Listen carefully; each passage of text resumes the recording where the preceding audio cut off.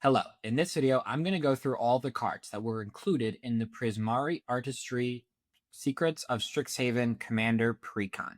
I'm going to go over both commanders and which cards in the 99, which one of these will be, are best for which commander. I'm going to start with all of the new cards that were printed, but first let's read our two commanders. Rootha, Mastering the Moment, is 2 blue and a red for a 3/4. At the beginning of combat on your turn, if you've cast an instant or sorcery spell this turn, create an XX, where X is the greatest mana value among instants and or sorceries you've cast this turn.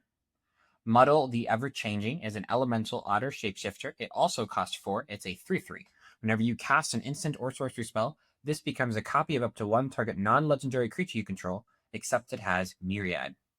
So whenever it attacks, there'll be a copy attacking your other two opponents. Now into the new cards. Inspiring Sky Painter is blue and a red for a 2/2. When it enters and at least one or more creature tokens you control deal combat damage to a player, it becomes prepared. Maestro's Gift is 3 blue and a red. It's a sorcery and it is this spell's prepared spell. Whenever a token create a token that's a copy of target creature you control, that token gains haste until end of turn.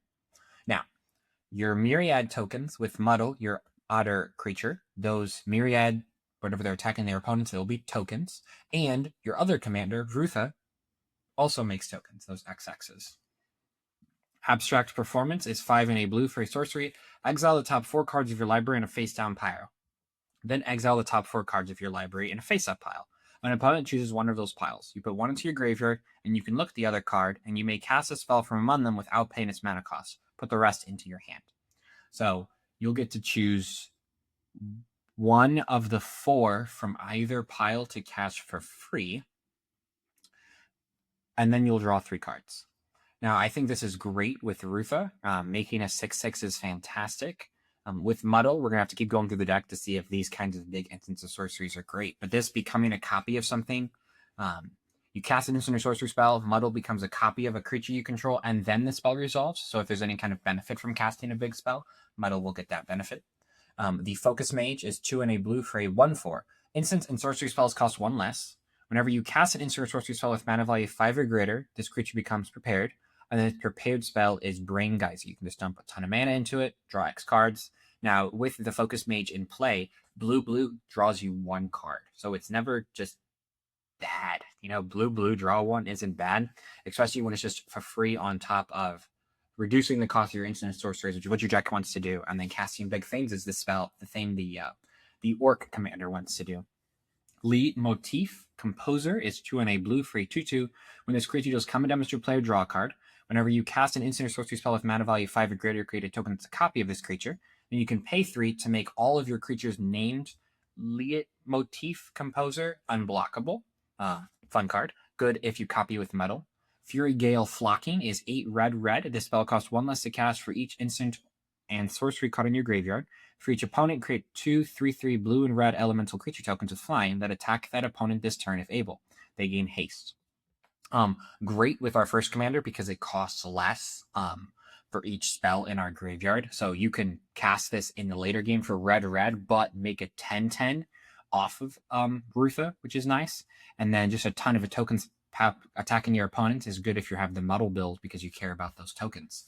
Prismari Pianist is 1 red for a 2/1. Whenever you cast an instant or sorcery spell, make a 1/1. So it's like a young pyromancer. But if it's a big spell, you make 3 1/1s instead. Renegade Bull is 4 and a red for a 0/5. Whenever you cast an instant or sorcery spell, it gets +X/+0. And whenever this creature attacks, exile up to 1 target instant or sorcery card from your graveyard and copy it. You may cast the copy without paying its mana cost. Now, this is a fantastic card to play with Muddle. Muddle can become a copy of this since it's non-legendary. I think it's still okay with Rootha, but it's fantastic with Muddle. Now, they did print some cool lands into this commander deck. Coastal Peak, it's a cycling land. Scorched Geyser cares if you have 2 or more basic lands, and Turbulent Springs enters tapped unless your opponents control 8 or more lands. Now that is combined. They're reprinting these or printing these for the first time into the commander decks as they build out the cycles. And then we're going to get into the reprints of the commander deck. Fairy Mastermind, fantastic reprint, is 1 and a blue for a 2/1 flash flyer. Whenever an opponent draws their second card each turn, you draw a card, and you can pay for it. Each player draws a card. Now, do that on one of your opponent's turn. It's their second card for turn, but really just having a flash creature that draws you cards is great. Especially if you're trying to hold up any instance, you can just take value off of that. Chain Reaction deals X damage to each creature, where X is the number of creatures on the battlefield. You have tokens. Once you have like 4 creatures in play, this deals 4 damage to everything. If each of your opponents have 2 things in play, this is dealing, 4 plus 6 is 10 damage to everything. It's going to kill a lot of things. It's also nice that if you have big XX spells with Rootha, some of those might be able to survive. Determine Iteration is 1 and a red. At the beginning of combat on your turn, populate. The token created this way gains haste. If I said at the beginning of next end step. This card is better with Rootha because you can just make a copy of the XX. Well, actually, Muddle gains Myriad, but it has to have already attacked. Whenever it attacks for each opponent other than defending player, you may create a token to copy of it. So beginning of combat, that wouldn't have happened yet. So Determined Duration is better with Rootha, not so ideal with Muddle. Harmonic Prodigy, fantastic reprint. Whenever the ability of a shaman or another wizard you control triggers, that ability triggers additional time. But now that I'm looking at it, neither of our commanders are wizards or shamans. But it was just printed in the deck, and it's still a great card. There's still plenty of other cards, and it's just fantastic reprint. Fabled Passage, beautiful new artwork. Just super cool. Archmage of Emeritus, 2 blue, human wizard with Magecraft. Whenever you cast or copy an instant or sorcery spell, draw a card. Super powerful card. Everyone knows what it is. Brazen Borrower is an instant that will trigger your instant stuff, but then also make it into a 3/1 that can block only creatures with flying. Curiosity Crafter, fantastic card to copy with Muddle. Whenever a creature token you control just come and damage to a player, draw a card. Making it a copy of it and then attacking each of your opponents with it means you can draw 3 cards if any of the tokens connect. So Muddle makes those 2 Myriad tokens, right? So if they both connect to the opponents, you're drawing 3 off of each one because you'll have 3 Curiosity Crafters in play. Very good. Still good with Rootha, but fantastic with Muddle. Dig Through Time, fantastic with Rootha. I'm telling you, 6 blue for Delve. You can just exile 6 cards from your graveyard. Not going to be hard to do once you're a couple turns into the game. A creature dies, you cast 2 instants, you sacrifice your Fabled Passage. You're already at 4. It's not hard to get to 6. Look at this, have 7, draw 2 of them. But this is an 8 mana spell for Rootha, which is great. Replication Technique is 5, Demonstrate. You create a token that's a copy of target permanent you control. Super fun card. Rite of Replication is 2 blue, kicker 5. Create a token that's a copy of target creature. And then if it's kicked, you get 5 instead. We are making big tokens with Rootha. You can copy those big tokens, and we care about tokens with Muddle. Thunderclap Drake is 1 and a blue for a 2/1. Instant and sorcery spells cost 1 less. You can pay 3, sack the creature. Whenever you cast your next instant or sorcery spell this turn, copy it for each time you've cast your commander from the command zone this game. You may choose new targets for the copy. So you cast, I'm trying to think, let's say Chaos Warp. We're going to get that card in 2 cards.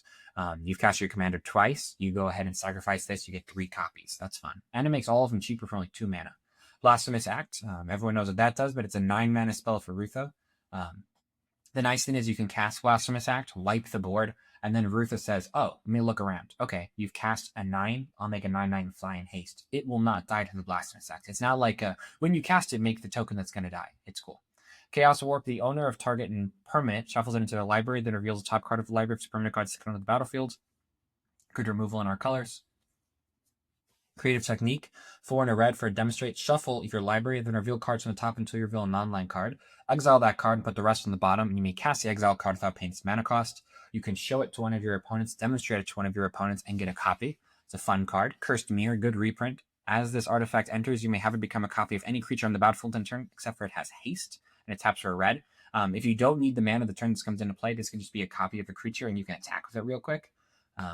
Also fun is you cast a Cursed Mirror. It can become a copy of any creature on the battlefield. Then you cast an instant or sorcery, and Muddle can become a copy of the Cursed Mirror. That is the copy of the thing. So you can have your Muddle Myriad tokens be one of your opponent's cards, which you can't normally do. Dance with Calamity is 7 and a red. Shuffle your library. As many times as you choose, you may exile the top card of your library. If the total mana value of the cards exiled weighs 13 or less, you can cast any number of them without paying its mana cost. So you can just keep going. You can keep inching your way up, but this is probably going to give you 2 spells for free and an 8/8 on combat, which is nice.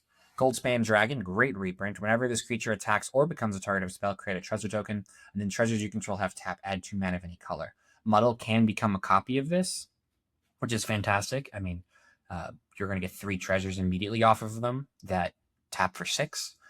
That's cool. but also this can just help your treasures tap for more mana, which helps your Rootha cast big spells. Mana Form Hellkite, another dragon reprint. 2 red for a 4/4 fly, and whenever you cast a non-creature spell, make an XX. It only lasts for this turn, but it's great with Rootha. And Muddle can become a copy of those XXs if they're the biggest thing in play. Mirrorwind Dragon, another dragon, 3 red 4/5 flying. Whenever a player casts an instant or sorcery spell that targets only this creature, that player copies the spell for each other creature they control that it could target. Each copy targets a different one of those creatures. Honestly, I haven't seen too many instant or sorceries that we want to target with our own stuff. Oh, so if one of your opponents casts a single targeted removal spell, they can't, because then it would target each of their things. Okay, so that's kind of fun. But I mean, I don't love Mirrorwind Dragon. Plarg and Nasari, great card, and I see them printing in a commander deck, which tells me I'm still underrating it. 3 red for a 5/4. At the beginning of your upkeep, each player exiles from the top of their library until they exile a non-land card. An opponent chooses a non-land card. You cast up to 2 spells from among the other cards chosen this way, so without paying their mana cost. So everyone reveals their top 4. Your opponent chooses one of the non-lands, and you can cast 2 of the other ones. Just fantastic cards. So much value. Now, you do have to keep it around for a whole turn, but a lot of value. And it's on theme. These are Strixhaven characters. Redoubled Stormseer, great card. It's crazy to see them already reprinting it from Tarkir, but still good here. 2 on a red for a 3/3 first strike. Whenever this creature attacks, for each creature token that entered this turn, create a tapped and attacking token that's a copy of those tokens. Rootha makes a token that enters and can immediately attack. The Stormseer will copy it. Muddle makes 2 tokens attacking the other 2 opponents, and this can copy it. Great card for both decks. Ryona, Fire Dancer. At the beginning of combat your turn, create X tokens that are copies of another target creature you control, where X is 1 plus the number of instant sorcery spells you cast this turn, they gain haste. Super good. Rousing Refrain, fantastic. I love this card. 3 red. Add red for each card on target opponent's hand.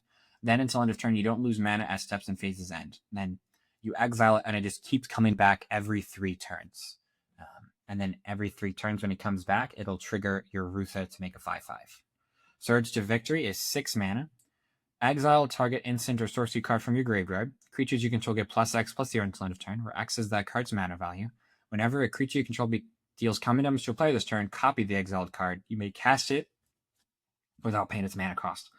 This is an insane card. It's a 6 mana card for Rootha, and you can just really go off with this card. Twin Flame, 1 on a red. Choose any number of target creatures you control. For each of them, create a token that's a copy of that creature, except for it has haste. This is infinite creature all over it. You probably have to add the infinite creature. I doubt they include in the deck list, but we'll see. But just creating a token that's a copy of other. If you get a creature that's a token, your whole deck cares about tokens. Volcanic Salvo, 12 mana. The spell costs X, where X is a total power of creatures you control. So very quickly, this is just going to be red. Deals 6 damage to 2 things. Fantastic card for Rootha. I mean, you're going to make a 12/12, and you're going to spend red to do it, which is great. Brutaclad, the engineer, is 4 blue-red for a 4/4 creature tokens have haste. Now, Rootha already gave its creature token haste, and Muddle's making tapped hasting creatures, so not a huge deal. But at the beginning of combat, if you turn, make a 2/1, then create a token, then choose a token you control. Every other token becomes a copy of that token. So this is great with Muddle, because Muddle can be a non-legendary creature and make all of your tokens a copy of the non-legendary creature. But if you have a giant creature with Rootha, like a 10/10, all of your tokens